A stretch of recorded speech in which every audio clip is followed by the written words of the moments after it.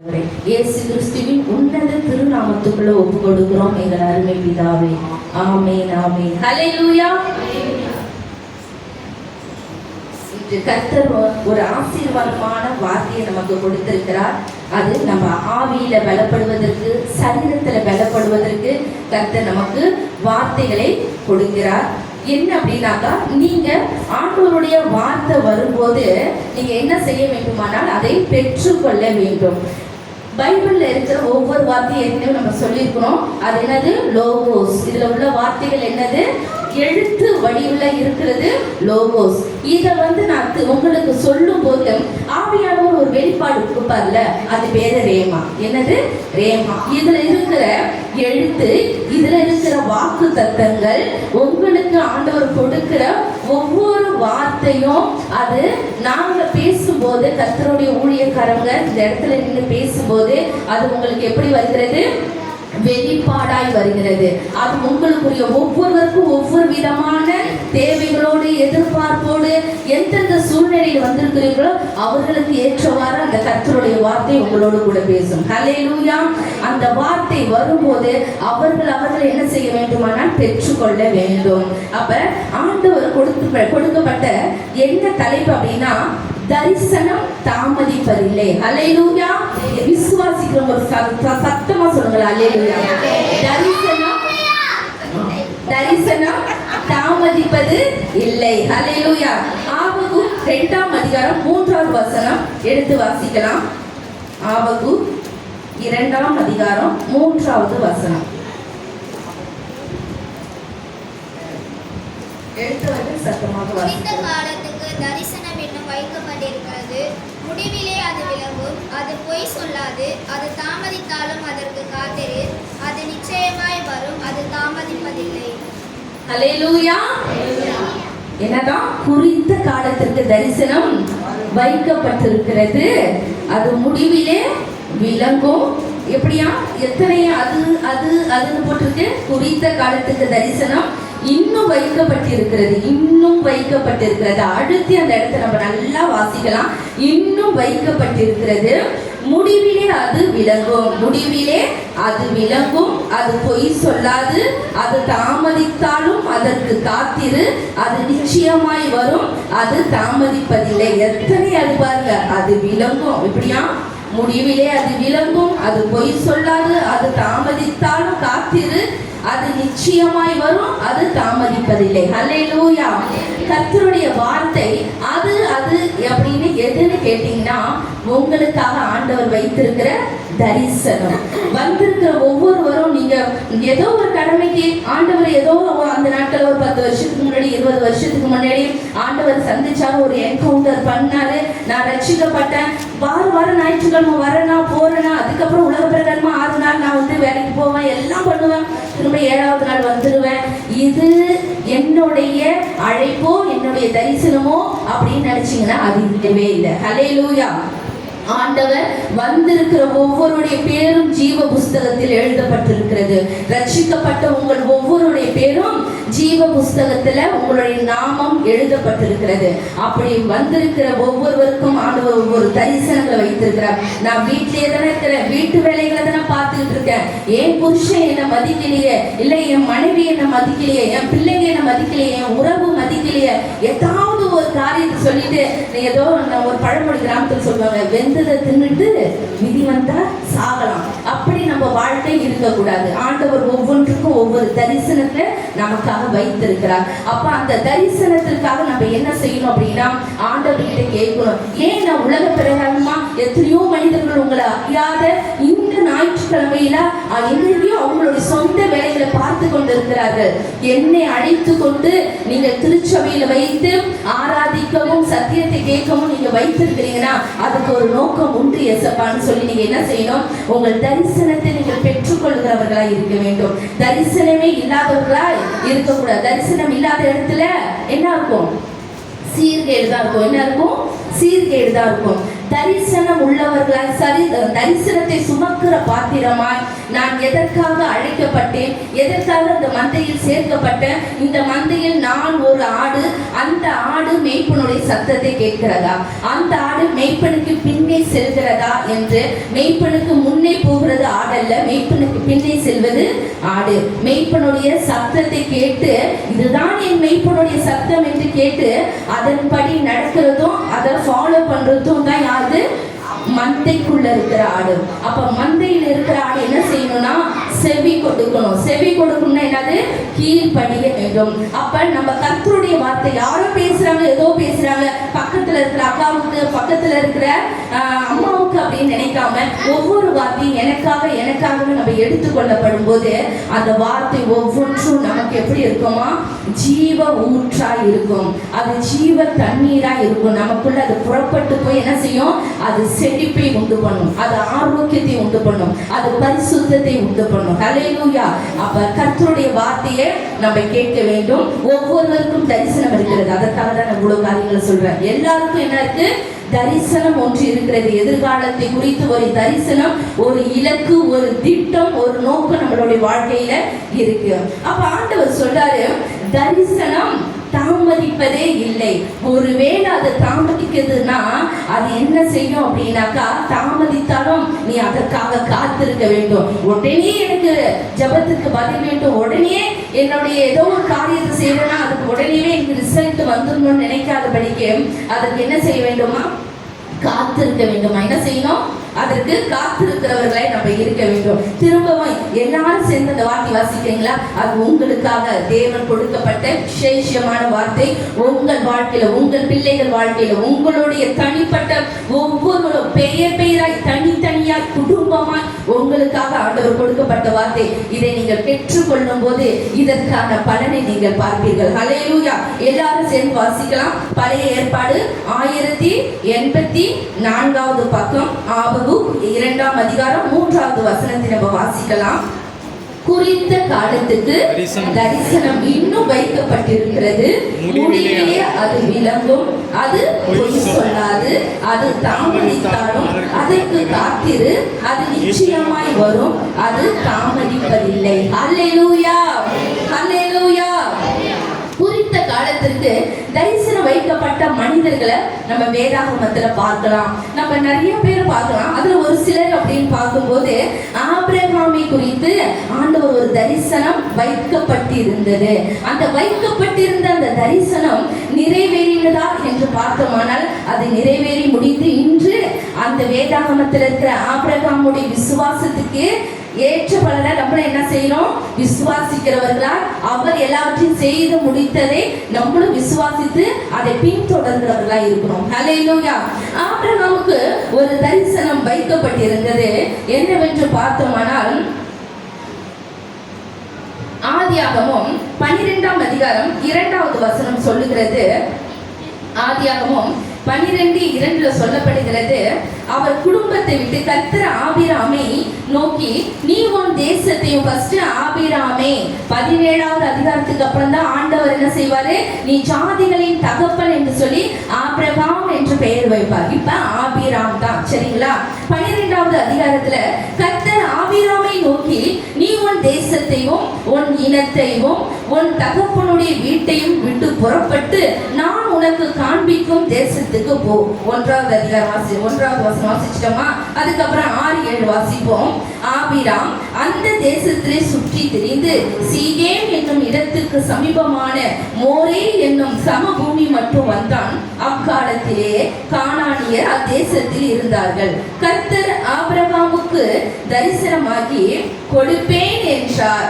அப்பொழுது இந்த தேசத்தை கர்த்தர் ஆபிராமுக்கு தரிசனமாகி உன் சந்ததிக்கு இந்த தேசத்தை கொடுப்பேன் என்றார். அப்பொழுது அவன் தனக்கு தரிசனமான கர்த்தருக்கு அங்கே ஒரு பலிபீடத்தை கட்டினான். கர்த்தர் என்ன செஞ்சாரு? ஆபிரகாமுக்கு ஒரு தரிசனத்தை கொடுத்தார். என்ன தரிசனமா? நீ உன்னுடைய இனத்தெல்லாம் விட்டுட்டு நீ என்ன செஞ்சிரு, நான் காண்பிக்கும் தேசத்துக்கு போயிடு. நம்ம நிறைய கேட்டுட்டோம், தியானிச்சிட்டோம். ஆனாலும் நம்மளுடைய தரிசனம் தாமதிப்பில்லை என்கிற இந்த தலைப்புக்கு ஏற்றவாறு, இந்த நாளுக்குரிய செய்திக்கு ஏற்றவாறு ஆபிரகாமை கண்டிப்பா நம்ம சொல்ல வேண்டும். ஹல்லேலூயா. அப்ப ஆபிரகாமுக்கு ஆண்டவர் ஒன்றுமே இல்லாம என்ன செஞ்சாரு?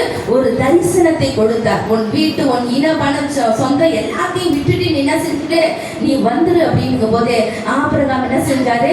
எல்லாத்தையும் விட்டுட்டு வந்தார். அதுக்கப்புறம் தான் 6:7 சொல்லுகிறது, இந்த தேசத்தை சுற்றி திரிந்து சீகம் என்னும் இடத்துக்கு வந்தான். அக்காலத்தில் கானானியர் அத்தேசத்தில் இருந்தார்கள். கர்த்தர் ஆபிரகாமுக்கு தரிசனமாகி, உன் சந்ததிக்கு உன் தேசத்துக்கு இந்த இடத்தை கொடுப்பேன். ஆபிரகாமுக்கு உன் சந்ததிக்கு இந்த தேசத்தை கொடுப்பேன்னு சொல்லும் போது 2 விதமான தரிசனத்தை ஆண்டவர் சொல்றாரு. என்ன சொல்றாரு? ஒன்று, உனக்கு தரிசனத்தை சந்ததியை கொடுப்பேன். இரண்டாவது என்ன சொல்றாரு? தேசத்தை கொடுப்பேன். இது 2மே அந்த நாட்கள் அவருக்கு இருந்ததுங்களா? இல்ல. ஆனா அவர் என்ன சொல்லி அழைச்சிட்டு வராரு? இது 2மே கொடுப்பேன்னு சொல்லி அழைச்சிட்டு வராரு. அந்த நாட்டுல எந்த நிச்சயமும் இல்ல. ஆனா ஒன்னே ஒண்ணு அவர் என்ன செஞ்சாரு? தேவனை விசுவாசித்தார். ஆண்டவர் சொல்றாரு, அதை நம்ம செய்யணும்னு விசுவாசித்தார். என்ன செஞ்சாரு?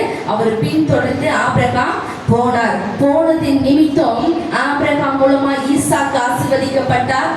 ஈசாக்கு மூலமா அவருடைய மகன் யாக்கோபு ஆசீர்வதிக்கப்பட்டார். ஹல்லேலூயா.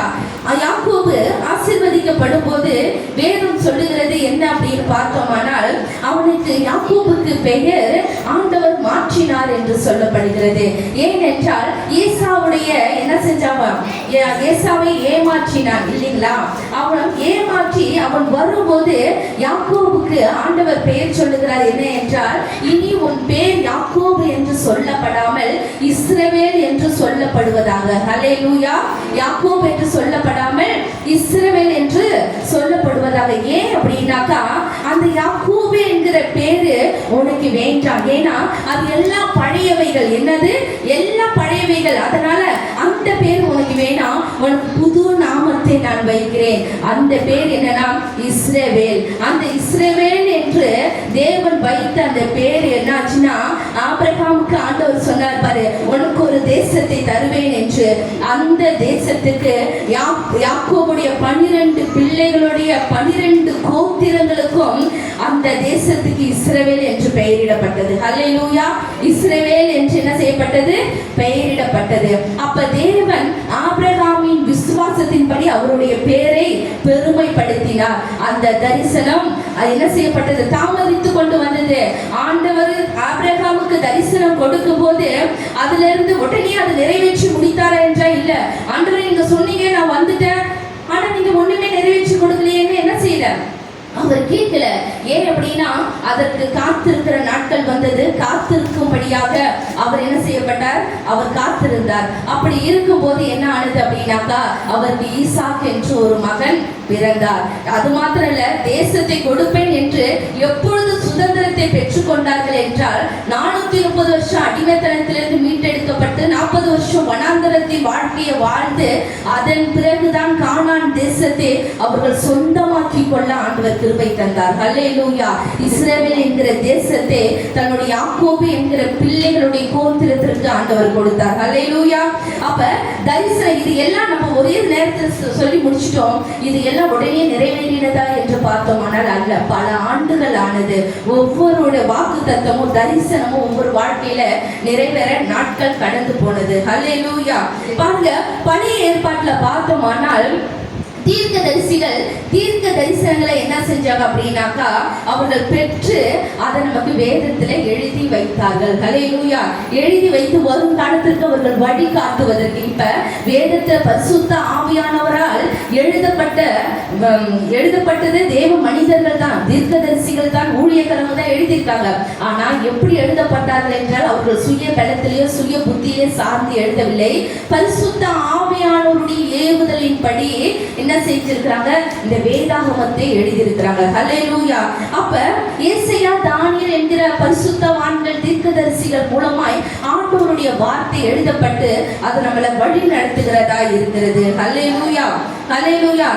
நமக்கும் ஆண்டவர் ஒரு வார்த்தையை சொல்லுகிற, என்னன்னா, உனக்கும் ஒரு தரிசனத்தை நான் வைத்திருக்கிறேன்.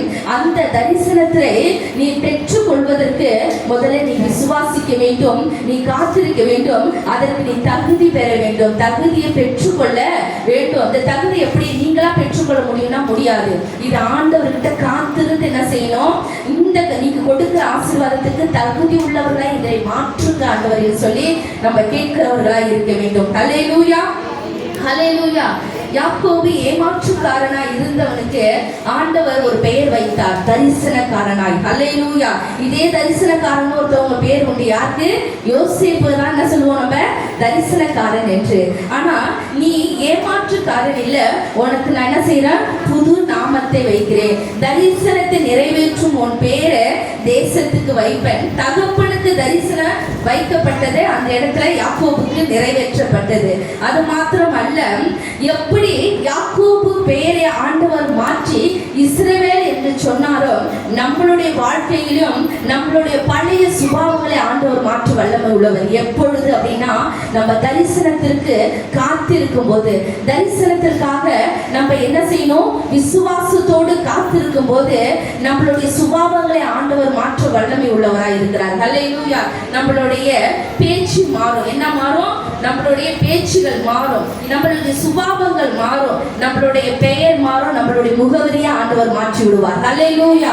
நம்மளுடைய முகவரிய, பேரை, அட்ரஸ், பழைய காரியங்கள் எல்லாம் மாறிடும். பழையவைகள் எல்லாம் ஒழிந்து போயின, எல்லாம் புதிதாயின என்ற வார்த்தையின் பிரகாரம் பழைய சுபாவங்கள், பழைய மனுஷன், பழைய கீழ்ப்படியாமை, பழைய காரியம் எதெல்லாம் நம்ம வாழ்க்கையில ஆண்டவர் கொடுக்க வேண்டும் என்ற ஆசீர்வாதத்திற்கு எதெல்லாம் தடையா இருந்ததோ எல்லா சுபாவங்களையும் ஆண்டவர் மாற்றி தரிசனத்திற்கு ஏற்ற சுபாவத்துக்குள்ள, தரிசனத்திற்கு ஏற்ற பரிசுத்தத்துக்குள்ள, தரிசனத்திற்கு ஏற்ற விசுவாசத்தின் பலனுக்காக ஆண்டவர் என்ன செய்வாரு, நம்மளை பொறுமையோடு காத்திருக்க வைப்பார். ஹல்லேலூயா. அப்ப நம்மளுடைய எல்லா சுபாவங்களும் மாற வேண்டும். இன்னொன்னு என்ன அப்படின்னா, தரிசனம் நம்ம வாழ்க்கையில நிறைவேற வேண்டும் என்றால் சில காரியங்களை நம்ம விட்டுட வேண்டும். கோபம் நம்ம வாழ்க்கையில இருக்கவே கூடாது. சில நாள் பார்த்தா குழந்தை புள்ள மாதிரி வச்சுப்பாங்க, பார்த்துருக்கீங்களா? தொட்டதுக்குள்ள என்ன செய்வாங்க, கோபம் வரும். வேதம் சொல்லுகிறது, கோபப்படுகிறவர்கள் தேவனுடைய நீதியை செய்ய மாட்டாது. வேதம் சொல்லுகிறது, கோபம் எப்ப பார்த்தாலும் எந்த காரியமா இருந்தாலும் என்ன செய்வாங்க, அப்படியே கோபப்பட்டுக்கிட்டே இருப்பாங்க. ஆனா வேதம் சொல்லுகிறது, கோபப்படுகிறவர்கள் தேவ நீதியை நடப்பிக்க மாட்டாது. எதுவுமே சரியா நீதியோடு நேர்மையோடு நன்மையான காரியங்களை சூஸ் பண்ணவோ, அதை செய்யவோ, அதை கனி கொடுக்கிற வாழ்க்கைக்குள்ள நம்மளை கொண்டு போவாது. அது அப்படியே என்ன செய்யும், மாம்சத்தை பிடிச்சி விழுந்துகிட்டே இருக்கும். கோபப்பட்டுக்கிட்டே இருந்தா என்ன செய்யும், மாம்சத்தை மேலும் இருக்குமே தவிர ஆவியை அமைக்க தள்ளிடும். ஆவி சொல்லலாம், நீ எதுக்கு கோபப்படுற, அவசரப்படாத, தொட்டதுக்கெல்லாம் கோபப்பட்ட மதிப்பை எழுந்துருவோம். தெரியுங்களா? மதிப்பு இருக்காதுங்க.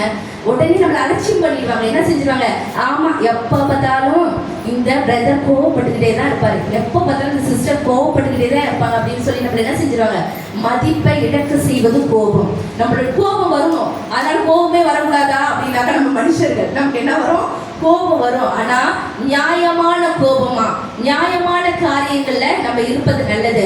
ஆனா அது கூட சில நேரங்கள்ல தேவனிடத்தில் தேவனுடைய உதவியை பெற்றுக்கொள்ள வேண்டும். நான் கோபப்படுவது சரியா, இந்த கோபம் சரியானதா, இதனால எனக்கு ஏதாவது பாதிப்பு உண்டா, உங்க பார்வையில உங்களை நான் துக்கப்படுத்துறேன்னா, உங்க பார்வையில நான் இந்த கோபத்தினால ஏதாவது கெடுதல் வருமா அப்படின்னு சொல்லி நிதானிக்கிறவர்களாய் நம்ம இருக்க வேண்டும். ஹல்லேலூயா.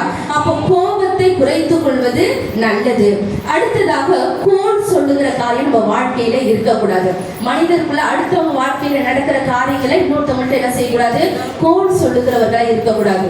இது இது என்ன செய்யும் அப்படின்னா, அதே மாதிரிதான் மாம்சத்தை மேலவங்க செஞ்சுக்கிட்டே இருப்போம். நான் யார் தெரியுமா, பக்கத்து வீட்டுல என்ன நடந்துச்சு தெரியுமா, அவங்க என்ன பண்ணாங்க தெரியுமா, யார் வீட்டுல எது நடந்தா நமக்கு என்ன, நம்ம என்ன செய்யணும், நம்மளுடைய பரிசுத்தத்தை காத்துக்கணும். பிசாசானவன் பிசாசானவன் எவனை விழுங்கலாமோ என்று கர்ஜிக்கிற சிங்கத்தை போல என்ன செய்யறான், வகை தேடி கொண்டு இருக்கிறான். எப்போ ஒரு செகண்ட்ல விழுவோம் அப்படின்னு நம்மளை பார்த்துக்கிட்டே இருக்கிறான். அப்ப கர்ஜிக்கிற சிங்கத்தை போலதான் தவிர சிங்கம் அல்ல. அல்லேலூயா. நம்ம தேவன் ஒருவர் மட்டும்தான் யூத ராஜ சிங்கமாய் இருக்கிறாரே தவிர அவன் சிங்கத்தை போல அவன் மாதிரியா தான் என்ன செய்வான், அவன் வந்து இது பண்ணுவான். அதுக்கு நம்ம என்ன செஞ்சிடக்கூடாது, இடத்தை கொடுத்துக்கூடாது. வாடா வாடா அப்படின்னு சொல்லி கோபப்படுறவங்களா, கோல் சொல்றவங்களா, அதுக்கப்புறம் பொறாமப்படுறவங்களா நம்ம என்ன செய்யக்கூடாது, நடக்கக்கூடாது. இந்த சுபாவங்கள் என்ன செய்யும் அப்படின்னா, நம்ம கோபம் யார் மேல படுவோம்னா பிறர் மேல படுவோம். கோடு யார் சொல்லுவோம்னா பிறரை தான் சொல்லுவோம். பொறாமை யார் மேல படுவோம்னா என் மேலே நான் பொறாமப்பட்டுப்பேனா, இல்ல மற்றவர்கள் மேல பொறாம வரும். இந்த வாழ்க்கை, இந்த சுபாவங்கள் நம்ம வாழ்க்கையில மாறி நம்ம தேவனிடத்துல எனக்கு வச்சிருக்கிற தரிசனம் என்ன, ஆண்டவர் என்னை எதற்காக அழைத்தீர்கள், என்னை எதற்காக தெரிந்து கொண்டீர்கள், அதற்கான காரியங்களுக்காக செபித்து காத்திருக்கும் போது தெய்வம் அதற்கான பலனை கொடுக்க வல்லமை உள்ளவராயிருக்கிறார். அல்லேலூயா. அதனால எப்பயுமே மாம்சம் கொஞ்சம் எழும்புதுன்னா உங்களுக்கு தெரிய வேண்டும். அதுக்குதான் வேதாகமத்தை படிக்க வேண்டும். சத்தியம் நமக்கு, சத்தியத்தை அறிவிக்கிற சத்தியம் விடுதலையாக்கும். அப்ப சத்தியம் நமக்குள்ள இருக்கும் போது நம்ம மாம்சம் கொஞ்சம் எழுப்புச்சுன்னா உடனே அதை ஆஃப் பண்ணிடணும். இல்ல இல்ல, இது நீ எழுப்புற அப்படின்னா என் தேவனுடைய சிந்தை எனக்கு வராது. இயேசு கிறிஸ்துவின் சிந்தை உடையவர்களாய், ஆவிக்குரிய சிந்தை உடையவர்களாய் இருந்தா மட்டும்தான் இந்த உலகத்துல நடக்கிற அத்தனை காரியங்களை நம்ம ஈஸியா எடுத்துக்க போக முடியும். எல்லாருமே நமக்கு அப்படியே நல்லவங்களா நம்ம கண்களுக்கு தெரிய மாட்டாங்க. சில நேரத்தில் சில விதமான மாறுபாடுகள் இருக்கும். ஆனா அதை அட்ஜஸ்ட் பண்ணி நம்ம போகணும் அப்படின்னா நம்ம ஆவிக்குரிய சிந்தை உடையவர்களாய் இருக்க வேண்டும். நம்ம கிறிஸ்துவின் சிந்தை உடையவர்களாய் இருக்க வேண்டும். இந்த சிந்தை நம்ம பெற்றுக்கொண்டோமானால் யாரிடத்துல என்ன செய்ய மாட்டோம், நமக்கு எந்த கோபமும் எந்த வருத்தங்களும் வராது. வருது அப்படின்னாக்கா உடனே ஆண்டவர் சமூகத்தில் வைத்து ஜெபிக்கிறவர்களாக இருப்போம். அல்லேலூயா. அப்ப என்ன செய்யணும்னா தன்னுடைய சுபாவங்களை மாற்றும் போது ஆண்டவர் அவருடைய சுபாவத்தை கொடுக்க வல்லமை உள்ளவர். அல்லேலூயா. நம்மளுடைய பேரை இதுக்கு முன்னாடி யார் என்று யாக்கோபுக்கு ஏமாற்றுக்காரன் என்கிற ஒரு பேரு உண்டு இல்லையா, தன்னுடைய சகோதரனே ஏமாற்றி விட்டான் என்று சொல்லி. அல்லேலூயா. அப்ப இந்த இடத்துல யாக்கோபு பேரையே ஆண்டவர் என்ன செஞ்சுட்டாரு, மாற்றிட்டார். இந்த பேர் வேணாப்பா, இந்த பேரோட நீ குற்ற உணர்வா நீ இருக்காதப்பா. ஏதோ அந்த நேரத்துல நீ என்ன செஞ்சுட்ட, அந்த புத்திர சுவிகாரத்தின் அந்த பங்கை நீ வாங்கிட்ட. ஆனா இதுக்காக நீ குற்ற உணர்வா இருக்காத. உனக்கு நான் புது நாமத்தை, புது பெயரை வைக்கிறேன், உன் அட்ரஸையே நான் மாத்திடுறேன்ப்பா அப்படின்னு சொல்லி யாக்கோபு என்ன செஞ்சாரு, அவனுக்கு தான் தரிசனத்தை கொடுத்தார். அல்லேலூயா.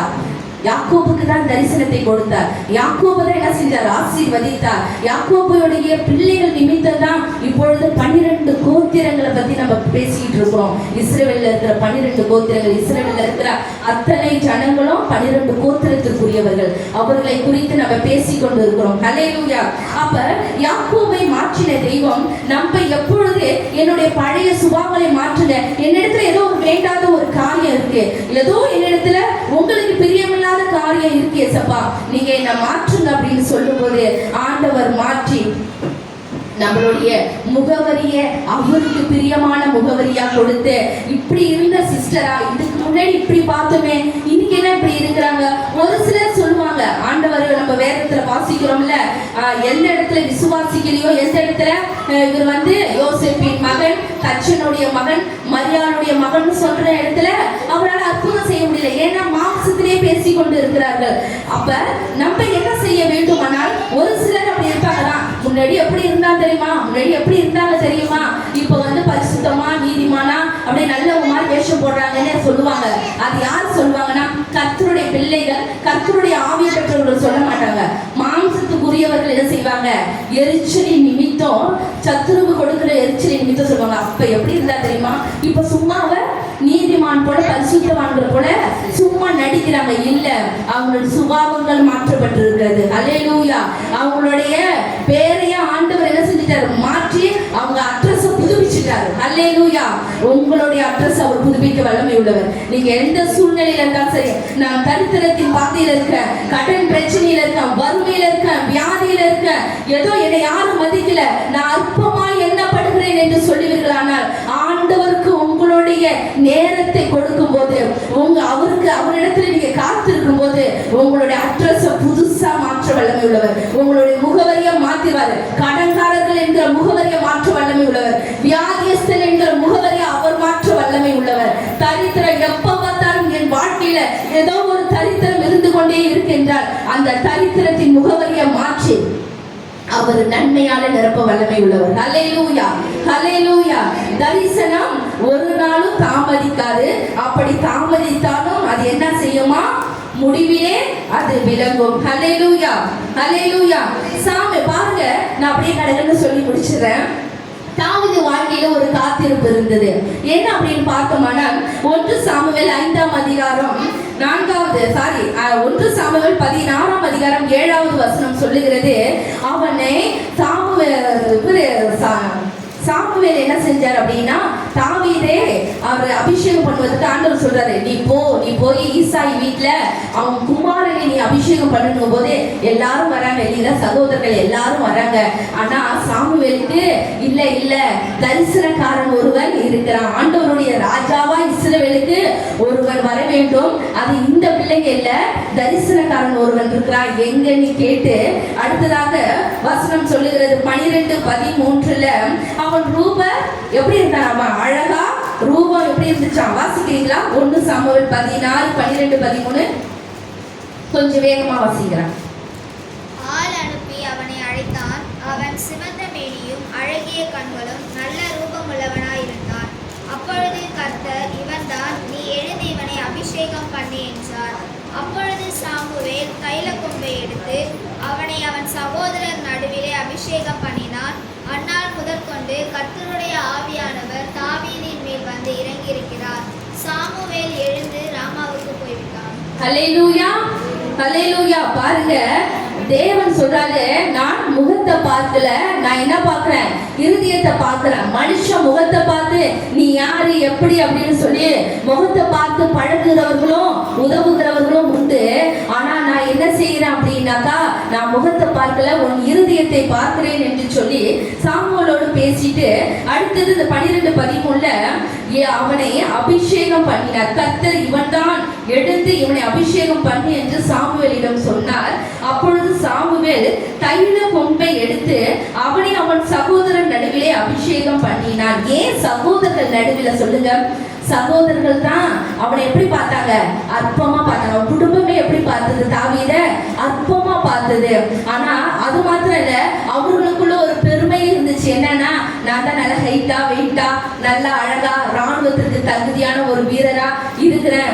என்னதான் ஆண்டவர் சூஸ் பண்ணுவாரு, என்ன அழகுலயும் குறையில்ல, உயரத்துல குறைவில்ல, என்னுடைய எல்லாமே எப்படி இருக்கு, ராணுவத்துக்கு ஃபிட்டா நல்லா கரெக்டா இருக்கிறேன், அதனால ஆண்டவர் என்னதான் சூஸ் பண்ணுவாருன்னு சொல்லி நினைத்து கொண்டிருந்த அவர்களிடத்துல ஆண்டவர் சொன்னார், உன் நினைவு என் நினைவு அல்ல, உன் வழி என் வழி அல்ல, உன் நினைவை காட்டிலும் உன் வழியை காட்டிலும் என்ன அவரோடது உயர்ந்ததா இருக்கும். அவர் வைத்த திட்டம் யார் மேலனா? தாவீது மேல. அதனாலதான் சகோதரர்கள் நடுவிலே அபிஷேகம் பண்ணினான்.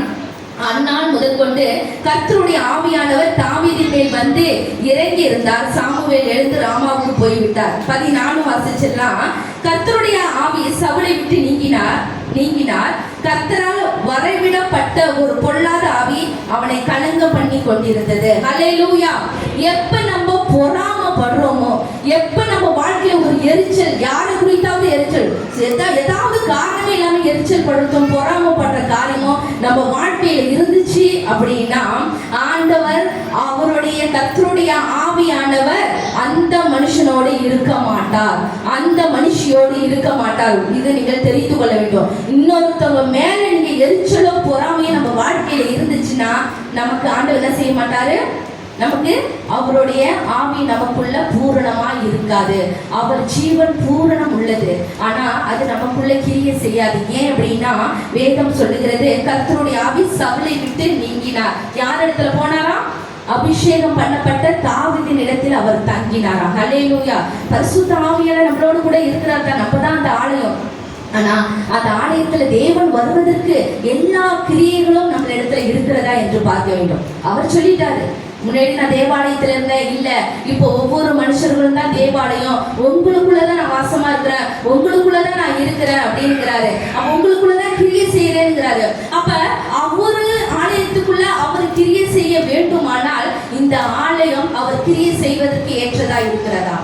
நம்மளுடைய கேள்விதான். அவர் கிரியை செய்வதற்கு இந்த ஆலயத்தை நம்ம எந்த அளவுக்கு வைத்திருக்கிறோம், விட்டு கொடுக்கிறோமா, ஒப்பு கொடுக்கிறோமா, நம்ம வாழ்க்கையில என்ன காரியம் இருக்கிறது என்று. ஹல்லேலூயா. பாருங்க, தாவீது வெயிட் பண்ணா, காத்திருந்தான். அவன் எத்தனை வருஷம் காத்திருந்தான் அப்படின்னா 2 சாமுவேல் 5:4 சொல்லுகிறது. 4:10 2 சாமுவேல்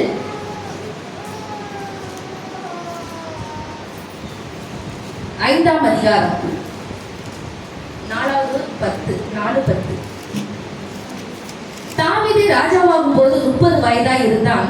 அவன் 40 வருஷம் ராஜ்யபாரம் பண்ணினான். ஹல்லேலூயா. அபிஷேகம் எப்ப பெற்றிருப்பான்? ஒரு வாலிப நாட்கள்ல அவன் ஆடு மேய்த்து கொண்டிருக்கும் போது சாமுவேல், தேவன் வந்து சாமுவேலோடு பேசுறாரு, கொண்டுட்டு வர்றாரு. ஒரு 16-17 வயசு இருக்குங்களா, ஒரு வாலிப வயதுல அவனை கொண்டுட்டு வந்து ஆண்டவர் அபிஷேகம் பண்ணுகிறார். அப்படியா? என்ன அபிஷேகம்? ராஜாவின் அபிஷேகம். நீ தான் ராஜா அந்த தேசத்துக்குன்னு சொல்லி ராஜாவின் அபிஷேகத்தை பண்ணுகிறார். ஆனா 2 சாமுவேல் என்ன சொல்லப்படுகிறது? 2 சாமுவேல் 5ஆம் அதிகாரத்தில் நம்ம வாசிச்சோமே, தாவீது ராஜாவாகும் போது 30 வயதா இருந்தான். அதுக்கப்புறம் சொல்லப்படுகிறது, எபிரோனிலே யூதாவின் மேல் 7 வருஷமும் 6 மாதமும், எருசலேம்ல சமஸ்த இஸ்ரவேலுக்கும் அவன் எத்தனை வருஷம் அவன் வந்து ராஜாவா இருந்தானா? 33 வருஷம். ஹல்லேலூயா. அப்ப அவரு அபிஷேகம் பெற்று அவர் ராஜாவாகும் போது கிட்டத்தட்ட அவர் என்ன செய்யறாரு? அவர் 13 வருடம் 14 வருடம் வரை என்ன செய்யறாரு? வெயிட் பண்றாரு. அதுக்கு இடையில அவருக்கு அவ்வளவு பிரச்சனை, புகையில அங்க இங்கே என்ன செய்யறாரு? அவர் சவுலுக்கு பயந்து ஓடி ஒளிந்து கொண்டு இருக்கிறார். ஹல்லேலூயா. ஆனா பாருங்க, தாவீது மேல் வைத்த தரிசனம் தாமதிக்கப்பட்டது, ஆனா அது நிறைவேறி முடிந்தது. ஹல்லேலூயா. தாமதிக்கப்பட்டது, ஆனா அது என்ன செஞ்சதான்?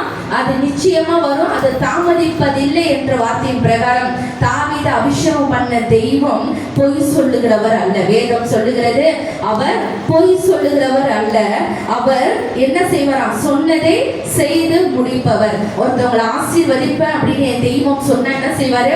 அவர் ஆசீர்வதிக்க வல்லமை உள்ளவராய் இருக்கிறார். அப்ப அவர் என்ன செஞ்சாரு? தாவீது காத்திருக்கும் போது அவனுக்கு எவ்வளவு உபத்திரவம். சும்மா ஈஸியான ராஜாவாயிட்டும், நான் ராஜா ராஜா ராஜா என்ன அபிஷேகம் பண்ணாரு, இன்னும் எனக்கு சிங்காசனம் கிடைக்கல, இன்னும் ஜனங்களை ஆளுக செய்யல, எந்த இதுவும் வரல அப்படின்னு சொல்லிட்டு முணுமுணுக்கல.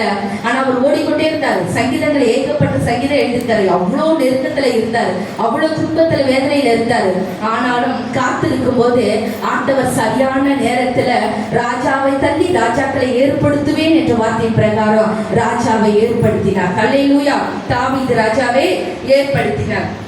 அடுத்ததாக பார்த்தோம்னால் யோசேப்பு. நம்ம வந்து வேத வாசிப்புக்கு ஏற்ற வசனம் யோசேப்பு நான் சொல்லி முடித்து விடுறேன். ஆதியாகமம் 37:2 சொல்லப்படுகிறது, யோசேப்புக்கு தரிசனம் சொப்பனம் ஆண்டவர் கொடுத்தார் என்று. அவனுடைய எதிர்காலத்துக்குரிய தரிசனத்தை 17 வயது வாலிப மகனாய், ஒரு வாலிப பிள்ளையாய் இருக்கும் போது யோசேப்புக்கு ஆண்டவர் தரிசனத்தை வைத்து விட்டார். ஆனா அந்த தரிசனத்துக்கு விரோதமா இருந்தவர்களை யார் தான்? சகோதரர்கள் தான். ஹல்லேலூயா. தன்னுடைய குடும்பம் தான். ஒரு இடத்துல யாக்கோபு கூட கேட்பாரு. என்ன கேட்பாரு அப்படின்னாக்கா, நம்ம அதை வாசிச்சிடலாம். யாக்கோபு கூட கேட்பாரு, என்னன்னா, நானும் உன் தாயும் உன்னை வணங்கணுமோ? ஒரு சொப்பனத்தை பார்க்கும் போது அந்த இடத்துல அவர் சொல்லுவாரு, இதை அவன் தன் தகப்பனுக்கு தன் சகோதரருக்கும் சொன்ன போது, ஆதியாகமம் 37ஆம் அதிகாரத்துல 10வது வசனம், இதை அவன் தன் தகப்பனுக்கும் தன் சகோதரருக்கும் சொன்ன போது அவன் தகப்பன் அவனை பார்த்து, நீ கண்ட இந்த சொப்பனம் என்ன? நானும் உன் தாயாரும் உன் சகோதரரும் தரை மட்டும் குனிந்து உன்னை வணங்க வருவோமோ என்று அவனை கடிந்து கொண்டான். ஹல்லேலூயா. தரிசனம் ஆண்டவர் கொடுக்கிறாரு. அவனுடைய எதிர்காலத்தை இன்னும் கொஞ்ச நாட்கள்ல நான் என்ன செய்ய போறேன்? தரிசனத்தை நிறைவேற்றுவேன்னு சொல்லி தரிசனத்தை கொடுக்கிறாரு. இந்த தரிசனத்தை தன் குடும்பத்தார்ட்ட போய் ஷேர் பண்றதுக்கு போறாரு சந்தோஷமா. அப்பா, எனக்கு ஆண்டவர் ஒரு தரிசனத்தை கொடுத்தாரு, எல்லா அதிகாரத்துகளும் வணங்குறது போல எனக்கு ஒரு தரிசனத்தை கொடுத்தாரு அப்படின்னு கூட பிறந்த ஏன் அண்ணன் தானே, ஏன் அக்கா தானே, ஏன் தங்கை தானே, ஏன் குடும்பம் தானே அப்படின்னு சொல்லிட்டு என்ன செய்யறாரு? இவரு தன் சகோதரர்கள் இடத்துல இவர் சொல்ல போறாரு, தன் தகப்பன் இடத்துல சொல்ல போறாரு. உடனே தகப்பன் என்ன சொல்றாராம்? கடிந்து கொள்கிறாராம். நானும் ஒரு தாயும் உன்னை வணங்குவோமோ அப்படின்னு சொல்லி இந்த வார்த்தையை கேட்டது மாத்திரம் இல்ல, சகோதரர்களும் பொறாமைப்பட்டார்கள் என்று வேதம் சொல்லுகிறது. அல்லேலூயா. பாருங்க, இப்படி தன் குடும்பத்தாரே ஒதுக்கப்பட்டவர் தான் யாரு? யோசேப்பு. தகப்பனுக்கு அன்பு இருந்தது, பாசம் இருந்தது, ஆனா தரிசனத்திற்கு அந்த இடத்துல அந்த தரிசனத்தை அறிந்து கொள்ள அவரால் முடியல. தனக்கு கொடுக்கப்பட்ட தரிசனத்தை சில நேரம் குடும்பத்தால உணர்ந்து கொள்ள முடியாது. நம்மள என்ன செய்வாங்க? டைட் பண்ணிக்கிட்டே இருப்பாங்க, இல்லைன்னா நம்மள என்ன செய்வாங்க? நம்மள உண்டு தள்ளிக்கிட்டே இருப்பாங்க, ஏதாவது ஒரு காரியத்தை நம்ம பண்ணிக்கிட்டே இருப்பாங்க. நமக்குரிய தரிசனத்தை நிறைவேற்றுவதற்கு நம்ம காத்திருக்கணும். அப்ப எந்த மனிதர்களையும் நம்ம சார்ந்து கொள்ளக்கூடாது. அல்லேலூயா. பாருங்க, இந்த யோசேப்புக்கு கூட ஆண்டவர் கொடுத்த தரிசனம் 17 வயது. நம்ம ஆதியாகமம் 41 வாசிப்போம். சீக்கிரமா வாசிக்கலாம். 41. பின்னும் பார்வோன் யோசேப்பை நோக்கி, பார், எகிப்து தேசம் முழுமைக்கும் உன்னை அதிகாரி ஆக்கினேன் என்று சொல்லி பார்வோன் தன் கையில் போட்டிருந்த தன் முத்திரை மோதிரத்தை கழற்றி அதை யோசேப்பின் கையிலே போட்டு மெல்லிய வஸ்திரங்களை அவனுக்கு உடுத்தி பொன் சரபணிய அவன் கழுத்திலே தரித்து. அல்லேலூயா. 46வது வசனம் சொல்லுகிறது, யோசேப்பு எகிப்தின் ராஜாவாகிய பார்வோனுக்கு முன்பாக நிற்கும் போது 30 வயதாய் இருந்தான். அல்லேலூயா. எத்தனை வயதா இருந்தான்? 30 வயது. தரிசனம் எப்போ கொடுக்கப்பட்டது? 17 வயது. எத்தனை வருஷம் அவன் காத்திருந்தான்? 13 வருடங்கள் அவன் காத்திருந்தான். ஹல்லேலூயா. அப்ப தரிசனம் வைத்த உடனே நிறைவேறும் என்று நம்ம நினைக்க கூடாது. சில நேரங்கள் சில தரிசனங்கள் நிறைவேறும், சில தரிசனங்களுக்கு காத்திருப்பு உண்டு. ஏன் அப்படின்னா அந்த தரிசனம் அது மகிமைக்குரியதா இருக்கும். ஹல்லேலூயா. அது மற்றவர்கள் பேசக்கூடியதா இருக்கும், மற்றவர்களை போஷிக்கக்கூடியதா இருக்கும், மற்றவர்களுக்கு ஆசீர்வதிக்கக்கூடியதா இருக்கும். அப்பதான் யோசேப்புக்கு ஆண்டவர் 13 வருடம், அந்த 13 வருடத்துல யோசேப்பு நல்ல சுகபோகமா இருந்தானா? எப்படி இருந்தா? ஜாலியா இருந்தானா? ஆண்டவர் தரிசனத்தை கொடுத்துட்டாரு, நம்ம அந்த தரிசனம் எப்ப வேணாலும் நிறைவேறட்டும் அப்படின்னு நினைச்சானா? இல்ல எனக்கு இப்பதான் வேணும் புலப்பனானா? ஒண்ணு இல்ல. அந்த தரிசனம் வந்தது, அதுக்கப்புறம் அவனுடைய வாழ்க்கையில உபத்திரவம் ஸ்டார்ட் ஆயிடுச்சு. தரிசனம் வந்தது, ஆனா ஆசீர்வாதம் ஸ்டார்ட் ஆகல, உபத்திரவம் ஸ்டார்ட் ஆனிச்சு. அவர்கள் சகோதரர்கள் குழியில போடுறாங்க, திரும்ப தூக்கி எகிப்துல உள்ளவங்கள்ட்ட விற்கிறாங்க, திரும்ப இன்னொரு இடத்துல போய் வேலைக்கு போறான் போத்திபார் வீட்டுல. அங்க மனைவி மூலமா ஒரு தவறான ஒரு கெட்ட பேர் அவனுக்கு வருகிறது, அது நிமித்தம் சிறையில போடுறாங்க. அப்பவும் பாருங்க, தேவன் சிறையில இருக்கும் போது கூட ஆண்டவர் அவனோடு கூட இருந்தார் என்று வேதம் சொல்லுது. அவன் காரிய சித்தி உள்ளவனாய், அவன் ஆண்டவருக்கு பிரியமுள்ளவனாய் அவன் இருந்தபடியினால யோசேப்பை ஆண்டவர் என்ன செய்தார் அப்படின்னு பார்த்தோம்னா, எகிப்து தேசத்துல போய் அவனை ஆசீர்வதித்தார். அல்லேலூயா. அவனை ஆசீர்வதித்தார். அந்த இடத்துல ராஜா சொல்லுவாரு, நீ என் அரண்மனைக்கு அதிகாரியாய் இருப்பாய், உன் வாக்கின்படியே என் ஜனங்கள் எல்லோரும் அடங்கி நடக்க கடவர்கள், சிங்காசனத்தில் மாத்திரம் ஒன்னில நான் பெரியவனாய் இருப்பேன். அல்லேலூயா. அந்த ராஜா சொல்லிட்டாரு, என்ன சொல்லிட்டாரு? எகிப்து ராஜா சொல்லிட்டாரு, சிங்காசனம் மட்டும்தான் உன்னோட நான் பெருசா அதுல உட்கார்ந்துருப்பேன், ஆனா நீ எங்க கை நீற்றியோ எங்க கால் நீற்றியோ நீ என்ன சொல்றியோ அத்தனையும் என் ஜனங்கள் கேட்கணும், நீ தான் ஆளுகை செய்யணும், நீ தான் ஆளணும் அப்படின்னு சொல்லி எல்லாவற்றையும் உரிமைகளை, அதிகாரங்களை, பொறுப்புகளை யோசேப்புக்கு என்ன செஞ்சாரு? பார்வோன் மூலமாய் தேவன் கொடுத்தார். அல்லேலூயா. காத்திருக்கும் போது ஆண்டவர் நம்மளை என்ன செய்ய வல்லமை உள்ளவர்? நம்மளை ஆசீர்வதிக்க அவர் வல்லமை உள்ளவராய் இருக்கிறார். அடுத்ததாக எஸ்தரை குறித்து பார்த்தோம்னா, எஸ்தரும் பாருங்க, எஸ்தருக்கு ஒரு தரிசனம் ஆண்டவர் வைத்திருந்தார். என்ன தரிசனம் அப்படின்னு பார்த்தோம்னா, அவள் ராஜாத்தியா ஆவதற்கு ஆண்டவர் ஒரு காரியத்தை வைத்திருந்தார். என்ன அப்படின்னாக்கா, தன்னுடைய சொந்த ஜனங்களை காப்பாற்ற வேண்டும் என்று. தன்னுடைய சொந்த ஜனங்கள் அடிமைப்பட்டு இருந்தது மாத்திரம் அல்ல, அவர்கள் எப்படி இருந்தார்களா? அவர்கள் ஜீவனுக்கு அவர்கள் ஆபத்தான சூழ்நிலையில இருந்தார்கள். யாரு? எஸ்தருடைய ஜனங்கள், யூத ஜனங்கள். ஒரு கூட்ட ஜனங்கள் எங்க அங்கேயும் பிரிஞ்சு போனாங்கல்ல, அப்படி போகும்போது எஸ்தர் அங்க யூத ஜனங்கள் இருக்கும்போது என்ன ஆச்சு அப்படின்னு பார்த்தோம்னா, யூத ஜனங்களுக்கு விரோதமா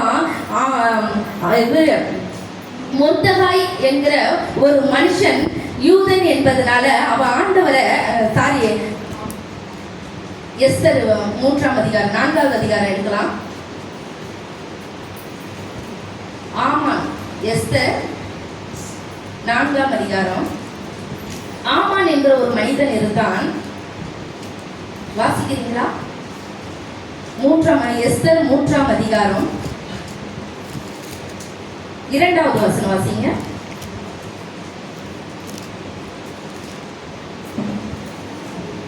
ஆகையால் ராஜாவின் அரண்மனை வாசலில் இருக்கிற ராஜாவின் ஊழியக்காரர் எல்லோரும் ஆமானை வணங்கி நமஸ்கரித்து வந்தார்கள்.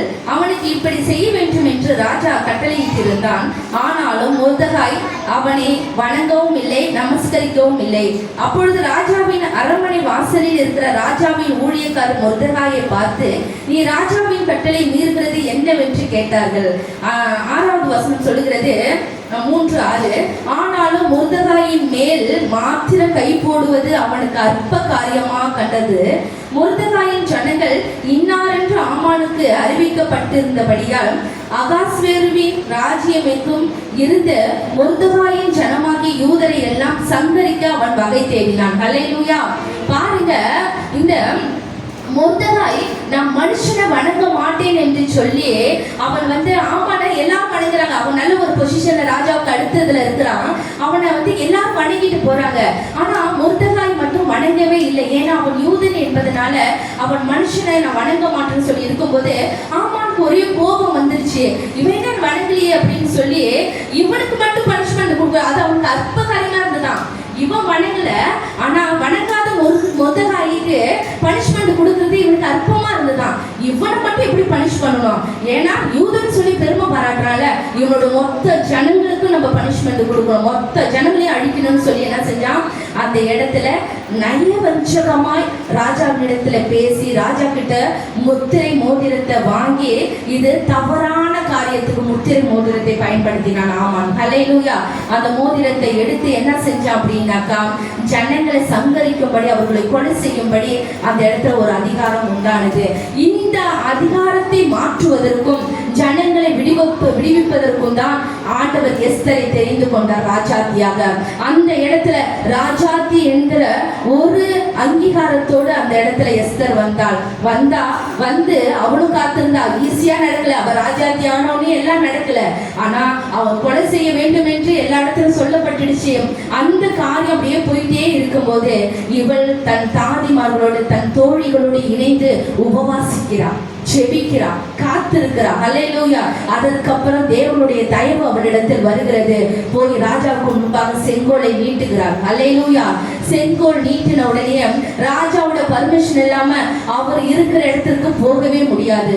ஆனா பாருங்க, எஸ்தர் ராஜாத்திக்கு தயவு தேவனிடத்துல கிடைத்ததுனால ராஜாவுக்கு முன்பாக நின்று அவர் தன்னுடைய காரியங்களை, தன் ஜனங்களை குறித்து எடுத்து சொல்வதற்கு நேரம் கிடைக்கப்பட்டது. எப்பனா, என் வீட்டுக்கு நீங்க விருந்துக்கு வரணும் என்று அழைக்கும் போது அந்த இடத்துல தன்னுடைய ஜனத்தினுடைய காரியங்கள், என் ஜனங்கள் எந்த சூழ்நிலையில் இருக்கிறார்கள் என்று எடுத்து சொல்லுவதற்கு அந்த இடத்துல ஆண்டவர் எஸ்தரை பயன்படுத்தினார். ஹல்லேலூயா. ஒரு தரிசனம், என்ன தரிசனம் என்றால் ஜனங்களை மீட்டு எடுக்க வேண்டும். தன்னுடைய சொந்த ஜனங்களை மீட்டு எடுப்பதற்கு ஒருத்தவங்களை ராஜாவாக்கவும் அவரால் முடியும், ராணியாக்கவும் அவரால் முடியும். ஹல்லேலூயா. அவர் பிள்ளைகள் ஆக்கவும் அவரால முடியும். ஹல்லேலூயா.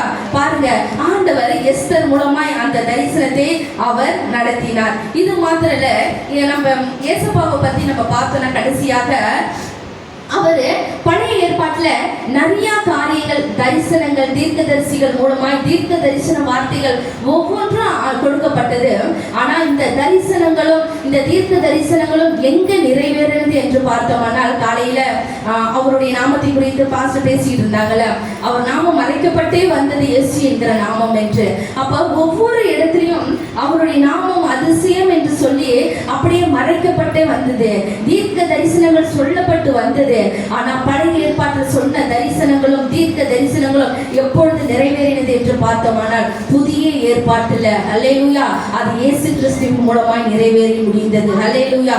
அவருடைய பிறப்பின் மூலமாய், அவருடைய மரணத்தின் மூலமாய், அவருடைய ரட்சிப்பின் மூலமாய் என்ன நடந்தது அப்படின்னு பார்த்தோமானால் எல்லாவற்றையும் தரிசனங்கள் தாமதித்த பழைய ஏற்பாட்டில் சொல்லிக்கொண்டே வந்து தாமதிக்கப்பட்டது.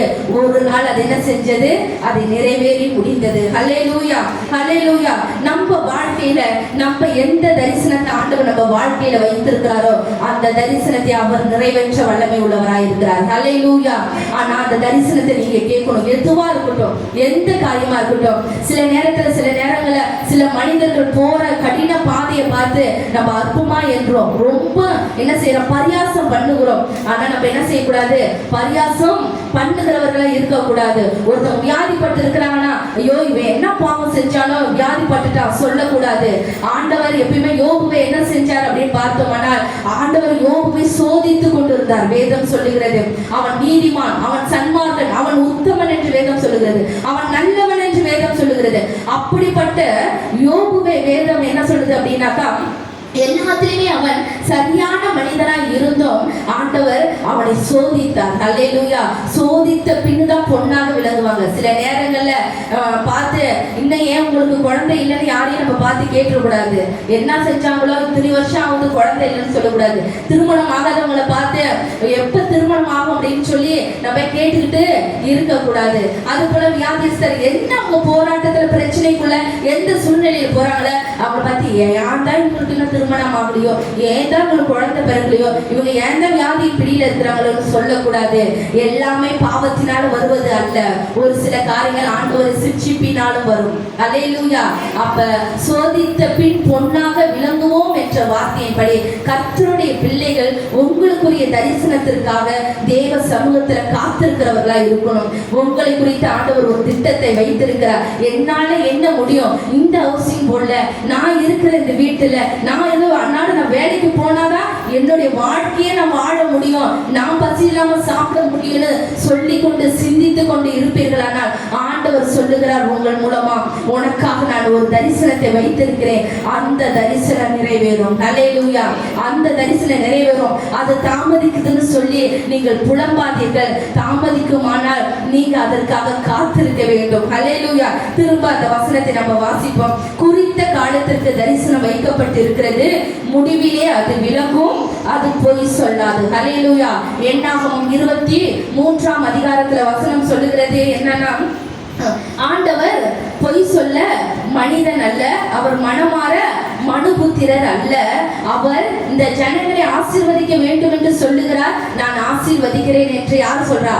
பீலையாம் சொல்றாரு. என்ன சொல்றாரு? பீலையாம் பாலாக்கு வந்து சபிக்கணும், இந்த ஜனங்க எங்களை காட்டியும் படுத்து பெருத்து போயிட்டு இருக்கிறாங்க, இந்த ஜனங்களை நீ சபிச்சுட்டு அப்படின்னா நீ தீர்க்கதரிசி தானே, நீ சாபம் கொடுத்துட்டு அப்படின்னா படிச்சிடும், நீ சபின்னு பீலையாம பார்த்து பாலாக்கு ராஜா, மோவாபுடைய பாலாக்கு ராஜா சொல்லும் போது அந்த இடத்துல பீலையாம் சொல்ற வார்த்தை என்னன்னா, அவர் மனிதன் அல்ல, பொய் சொல்வதற்கு மனிதன் அல்ல, மனமாற ஒரு மனுபுத்திரன் அல்ல, அவர் சொல்லுவதை அவர் நிறைவேற்றி முடிப்பார் அப்படின்னு சொல்லிட்டு சொல்றாரு.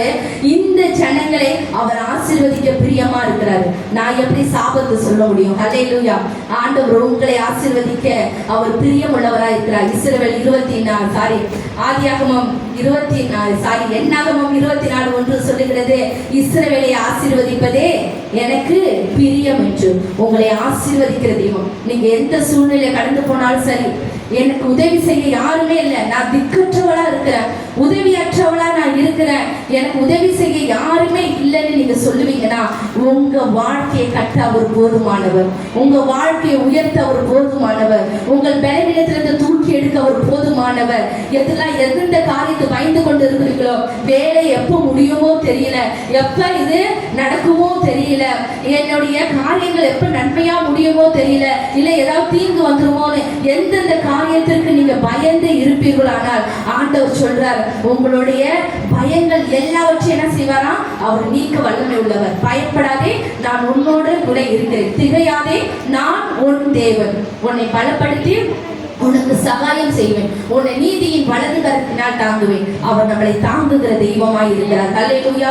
உங்க வாழ்க்கையில நீங்க எந்த பாதையில நீங்க கடந்து போனாலும் சரி, கர்த்தர் உங்களை தூக்கி எடுக்க அவர் போதுமானவர். ஆனா ஒன்னே ஒண்ணு, நம்மளுடைய வாழ்க்கையில இருக்கிற சில காரியங்களை நம்ம எந்த காரியத்தையும் மாற்றிக்கொள்ளாம அவர் எல்லாம் செஞ்சு மட்டும் நினைச்சிடவே கூடாது. நம்ம முடிஞ்ச அளவுக்கு நம்ம வாழ்க்கையில சில காரியங்களை மாற்றிக்கொள்ள என்னால முடியலங்கிறதையும் அவர்கிட்ட சொல்லிடணும்.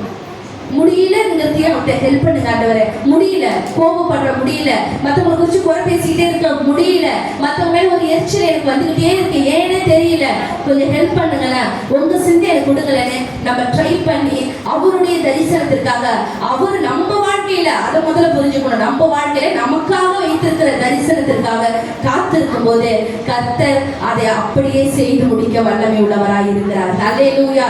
அவர் பொய் சொல்வதற்கு அவர் மனிதன் அல்ல, அவர் எல்லாவற்றையும் வாக்கு கொடுத்ததே நிறைவேற்றி முடிக்கிற தெய்வம். அல்லேலூயா, அல்லேலூயா. நம்ம கண்களை மூடி நம்ம ஜெபிப்போம். நன்றி ஆவியானவரே, உங்க பிரசனத்திற்காக நன்றி, உங்க பிரசனத்திற்காக நன்றி அப்பா. ஆண்டவரே உமக்கு நன்றி ஆண்டவரே, நன்றி செலுத்துகிறோம், நன்றி செலுத்துகிறோம், நன்றி செலுத்துகிறோம். ஓ ஷாராராதாராபாரா நீ ஷேலரி கரந்தாராலாதோம். கண்களை மூடலாமா? எழுந்து நிற்கணும் அப்படின்னா நில்லுங்க, உங்களை நாங்கள் கட்டாயப்படுத்தலை. இல்லை நான் அப்படியே உட்காந்துக்கிட்டே நான் செபிக்கிறேன்னாலும் செபிங்க.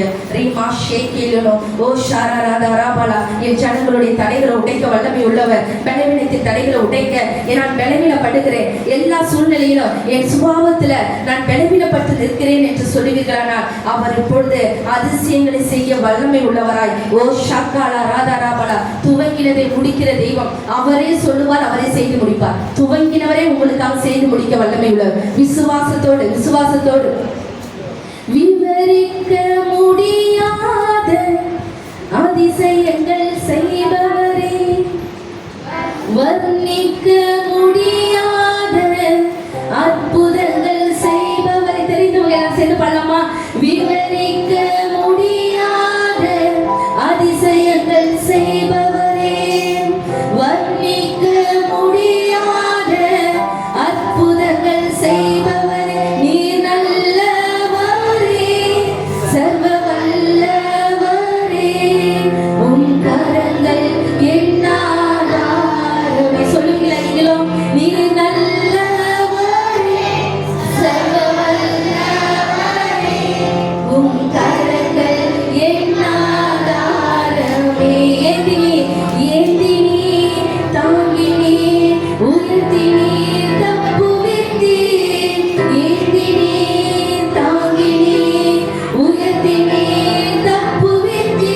தகுதியே இல்லை இந்த உயர்வுகள் எனக்கு, மிகுதியான கிருபை காரணம் அதற்கு.